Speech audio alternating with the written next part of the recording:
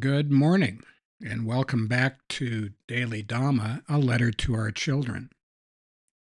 Today is April 17th, and our reading is A Big Triangle. In The Righteous Mind, Jonathan Haidt demonstrated that societies organize themselves very differently.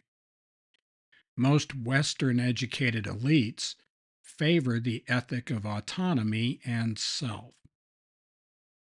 Elsewhere, the ethics of divinity, God, and community, ethnicity, hold sway.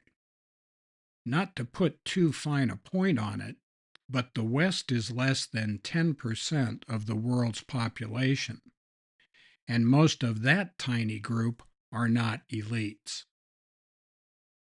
In contrast, two-thirds of the world lives in a triangle stretching from Istanbul to Indonesia to Kamchatka, with nary a Western nation in sight.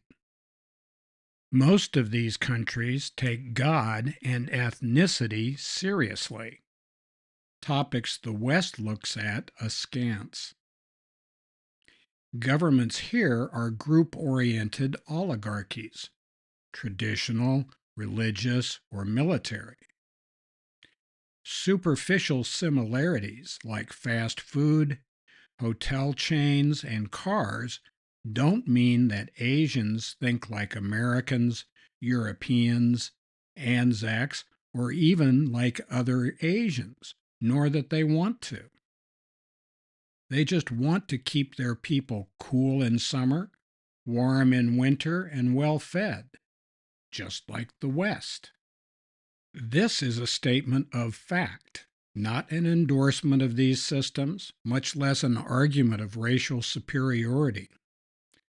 The reality is that 7 times as many people in Asia arrange their lives along entirely different lines than the West. Then, of course, there's Africa and South America. 2 quick questions. 1.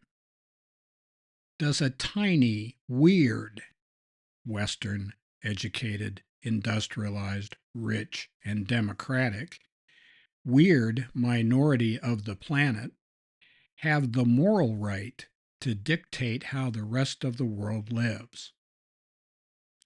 And 2, if they do have the moral right, have they the means to enforce their will? Suffering is caused by craving, clinging, and clamoring, by insisting on getting our own way. This applies to intercultural and interpersonal relationships alike. The Buddha said to stop it.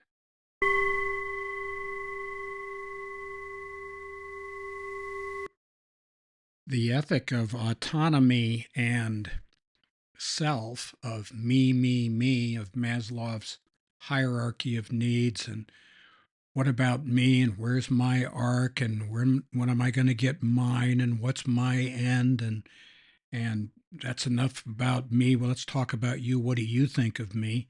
That whole rigmarole is Western soap opera stuff. That's not how the rest of the world lives or thinks or acts or anything of the sort. And it's kind of embarrassing when people put on airs that they can do these things. So let's go to those 2 quick questions. And we'll start with question 2.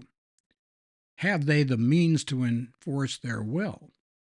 And the quick answer, the short answer is no. The West is financially and militarily, as well as spiritually and morally, bankrupt. They can't enforce this view of life on the rest of the planet any more than they can fly.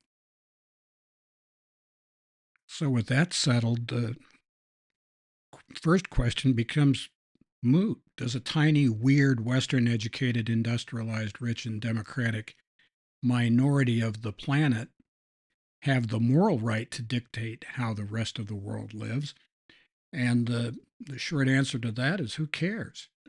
They can't make it happen anyway. They can jump up and down and hold their breath until they turn blue and sanction people till their ears bleed buttermilk, but they cannot uproot the rest of the planet's cultures in the name of them getting to be the cool kids and they run the cafeteria. Of course, that's just our opinion. So happy trails to you until we meet again.